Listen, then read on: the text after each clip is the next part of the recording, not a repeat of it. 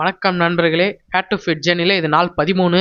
எப்படியோ இன்னைக்கு 7:30 மணிக்கெல்லாம் எழுந்துக்கினேன். இதுவும் லேட்டாக தான் எழுந்த கணக்கு. ஆனால் 8 மணிக்கு மேலே எழுறதுக்கு இது பெஸ்ட் தான். எங்கள் வீட்லேயே ஆர்பிட் ட்ரெக்கர் இருக்கிறது இன்னைக்கு தான் நானே கவனிச்சேன். இவ்வளோ நாளாக அது மேலே துணியை போட்டு மூடி வச்சுட்டு இருந்தாங்க. எப்பவும் போல மீண்டும் தோசையை தான். ஆனால் உப்புமாக்கு இதுவே பெஸ்ட் தான். சமைக்கிறதுக்கு முன்னாடியே நான் 75 ஸ்குவாட்ஸ் போட்டுட்டேன். அதுக்கப்புறம் தான் நான் சமைக்கவே ஆரம்பித்தேன். பால்கனி பக்கமே நின்று சாப்பிட்டு 8:30 மணிக்கெல்லாம் நான் கிளம்பிட்டேன் ஒர்க்குக்கு. போகும்போதே நினைச்சேன் ஆட்டோ கிடைக்கிறதுக்கு ஒரு 1/2 hour அது ஆகும்ட்டு. அதே மாதிரி தான் ஆச்சு. இன்னைக்கு சன்செட்டை மிஸ் பண்ணல.